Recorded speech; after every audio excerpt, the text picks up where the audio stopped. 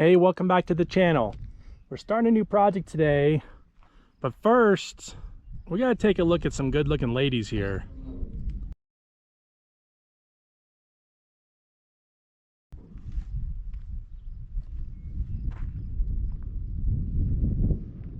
We're gonna put these gals on the scale here in a couple of weeks, get an average on them.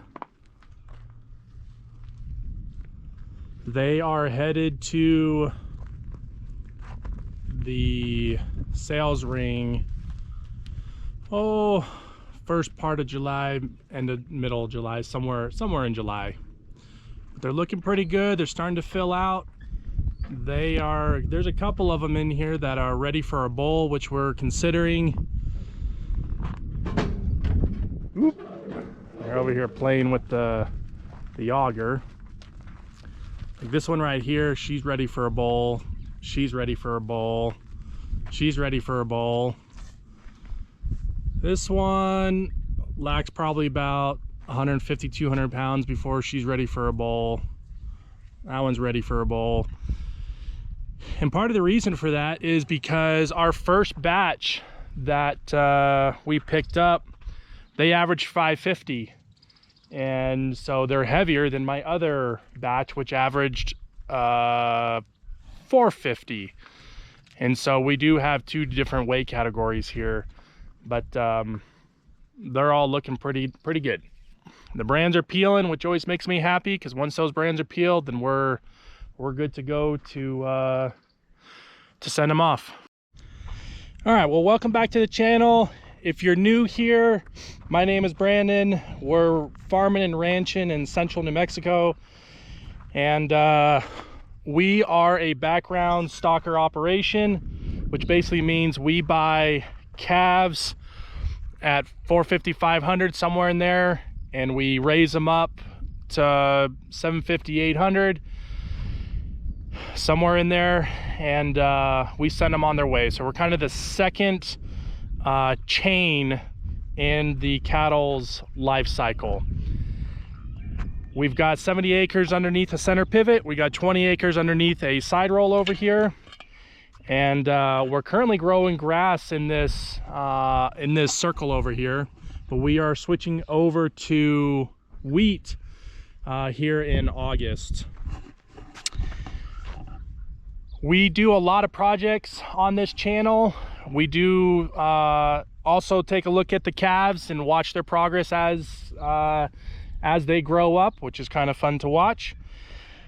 But I got a goal for this year. So we're at 565 subscribers today, and I'd like to get to 800. So if you haven't subscribed, please hit that subscribe button. Please tell your friends. I'm trying to get to 800 this year. I'd really appreciate it. So today we are going to start the alfalfa fence project. That's what we're going to call this. And what we're doing is we are dividing this pasture from this pasture, and we're going to run a fence straight down the middle of it, kind of.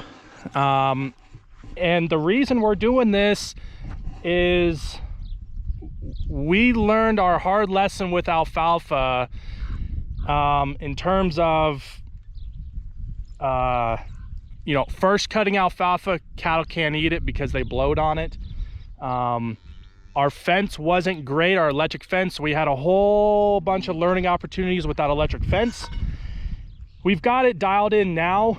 We have settled on, thanks to one of my neighbors, we have settled on a 3-wire system here. So the way it works is basically this wire's hot, the top wire, the bottom wire's hot, and the middle wire is ground. And that has stopped them. And additionally, putting on a 10 joule zapper has really helped. When that arc jumps off the wire about an inch, it wakes them up, and that has definitely helped a bunch. So anyways, the first thing we need to do to get started on this project is we need to run a string line from that post to somewhere over here. And I'm looking, because we did some high fancy Kentucky measuring, Kentucky windage. I'm not sure where they ended up though. We have a pile of rocks somewhere around here where we wanted the corner of the gates to be. And that's important because I like building straight fences. So let me look around and find this. We had a pretty good rain. We had 7/10 come through and we had a lot of water moving, and they weren't very big rocks. So my horse is telling me he needs some food. I better go do that first. So this is Roy. He is our second horse that we have bought for the ranch down there. He's an 18-year-old registered quarter horse. And he is going down to the ranch over Memorial Day because we're going to be working our spring roundup and getting those calves branded.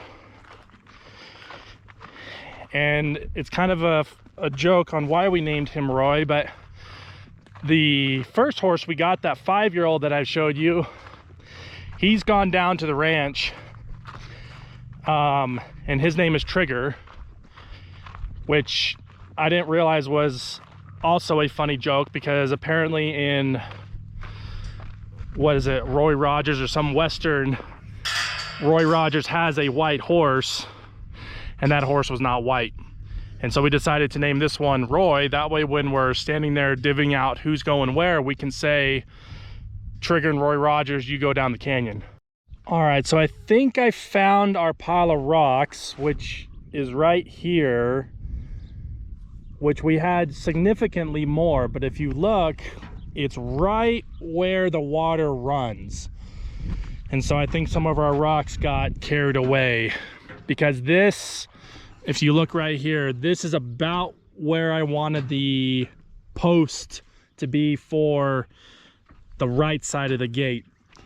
But knowing that's right where the water runs, I am going to move it up the hill just a little bit so I don't have a fence sitting where the water runs.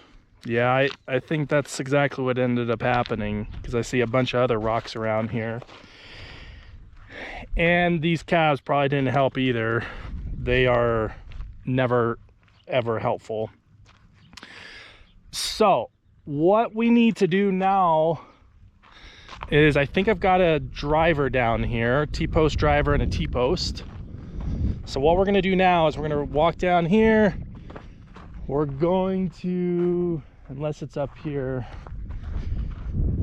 we're going to grab this, here it is down here. We're going to grab this driver and a T-post and put that in the ground. Oh, well, here's another pile of rocks. Maybe that's the pile of rocks that I've been looking for. See, this is the problem when you only farm on the weekends, is you forget what rocks you put where. That looks like the pile of rocks. Okay. Oh boy. Yeah, I think that is, oh, I was off a little bit. So I think if that's the pile of rocks, so we're going to put a post here. If I remember right, we're going to put a post here, and then we're going to turn it a little bit.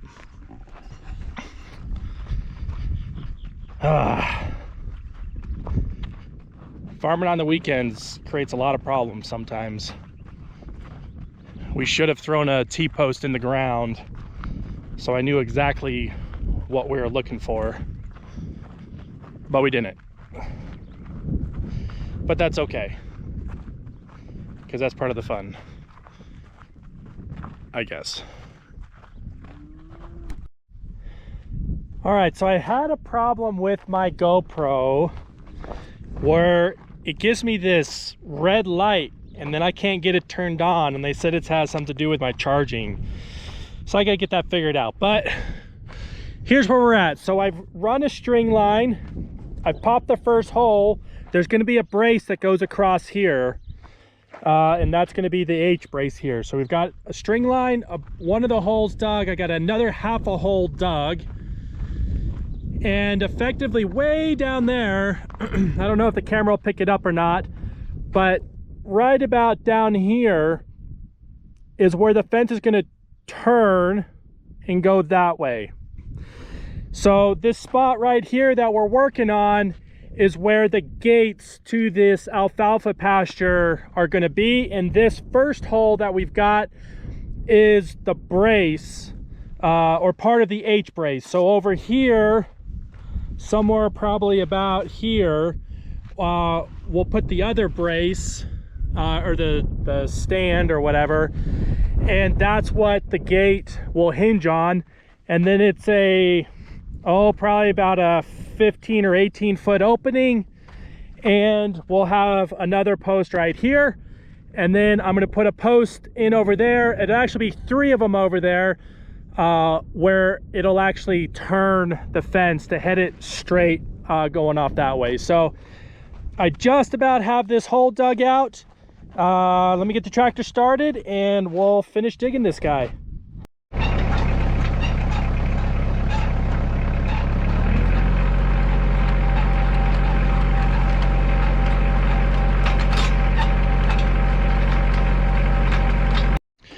All right, so I'm going to catch you up to where we're at. So I have been having a bad time with this camera.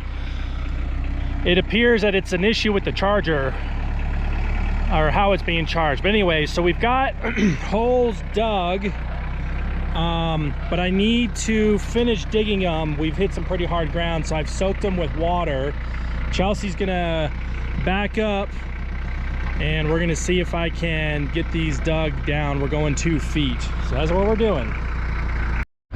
Well, that's all we're gonna be able to accomplish for today. It's getting pretty late in the day, and so we're gonna call it quits, and we'll pick this video up in about a week or so.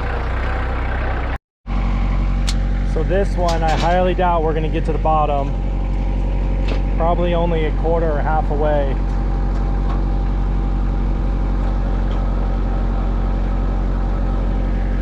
So we'll get as far as we can, and then we'll drill it again, put water in it, and then re-drill it. It's just the ground is so rock hard, it's tough.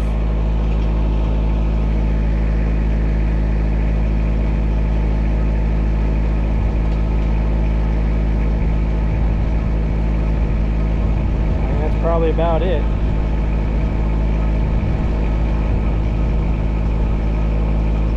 I think that's it. That's it. It's fine. Chelsea told me the gate's open over here and all the calves are going in, but I told her my cows don't go out open gates. All right, we'll go get some water and put it in next week. Cow are going in for water.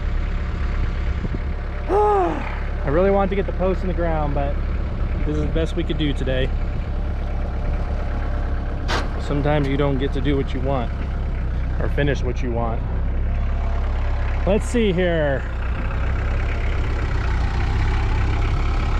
Find yourself a girl that runs right over your hole. Huh? I told him you gotta find yourself a girl that runs right over your hole.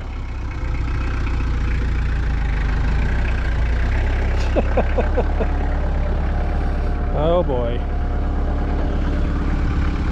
I'm gonna put a rock there to tell us there's an actual hole there.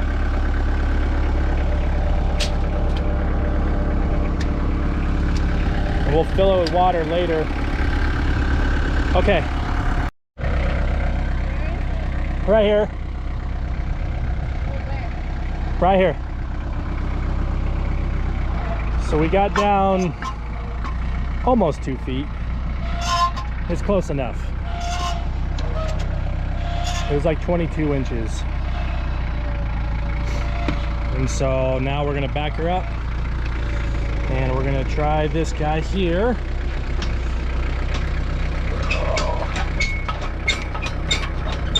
There we go. You gotta go to the right a little bit.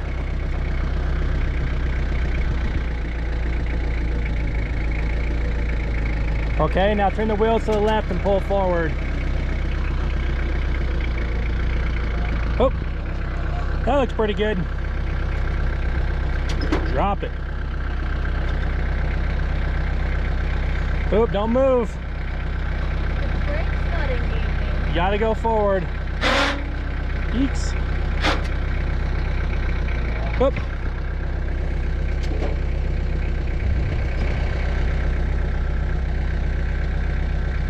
I don't know why she keeps moving back. So you hold it down and then pull it up. Oh, you just got to put it down further. Okay? Yep. This is the fun you get to have when you're digging holes. Good. Oh, nope. Yep.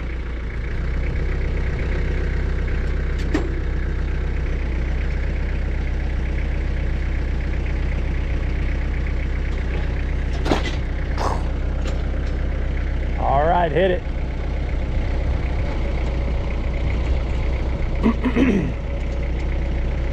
This one's got quite a ways to go, but it's digging it. There it goes. I love that water.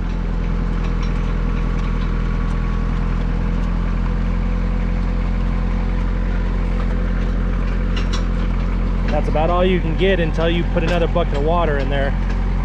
That's probably good.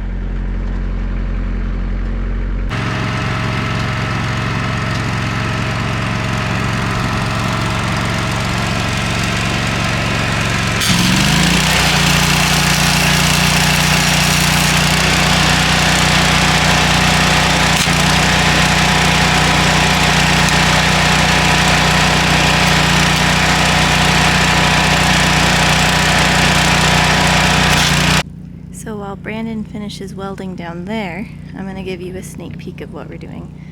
So one of the great things about these corral, or the gates, is this hinge. And so normally whenever you have a gate, the turning ratio, or how far the gate can swing, is determined by what's in its way. So for example, this right here can only go this far because you hit the bars in the back behind it. But with the hinges that we have on most of the gates, because it's a filled pipe inside of a filled pipe, you can open it either direction and it will swing super, super wide, which allows us to open the gates from either side and have them swing out. And that's really useful depending on what you're taking from where. You may want it to open in one time and out the next. And so I don't know if Brandon's going to talk about it now or later, but that's what we're going to be duplicating on the gates that he's putting in down there, are these hinges, because it's just brilliant. It works really, really well, and you don't end up getting hung up and limited by the hinges. So that's something that we're going to be installing on the gates down here. So here's what it looks like with it being filled in. There's a piece of rebar in there, and I filled it in, and this little blotch right here is, I burnt a hole in the pipe. This pipe is a lot thinner than what I thought it was, so I burnt a hole in it, and I wanted to cover it up to try to keep the water out of it. But that's what it looks like filled up. Nice and strong. This is the gate side, so all the pressure is going to be coming down this side for the gate. Safety gear, so gloves, earplugs, boots, pants, long sleeve, the welder, the welding helmet, sunscreen. A wife to tell you what sunscreen to wear. Those are always helpful. Okay, so we got one more to do, so we're gonna head down there and we're gonna go tack that guy up.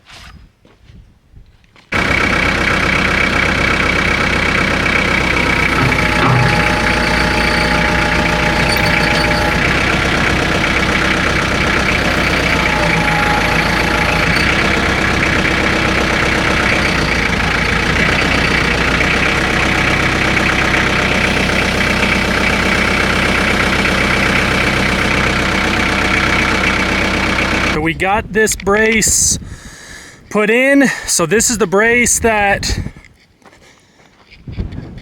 allows the fence to go this way. So basically got a straight line coming this way, and then we use this pole as the pivot point, and the fence, where's my hand at? The fence goes from this way to now it's gonna go that way. But in order for us to do that, we gotta haul the rest of this manure pile out of the way because it is right in the middle of where this fence line is gonna go. So Chelsea and I have been loading, we have been loading a couple of loads of manure a night, and we think we've got about 35 or 40 loads left. And I think we've calculated by the time we're done, we will have moved over 400 tons of manure, which is a lot. But she's hooking up the truck, so let's go check out and see what Chelsea's doing.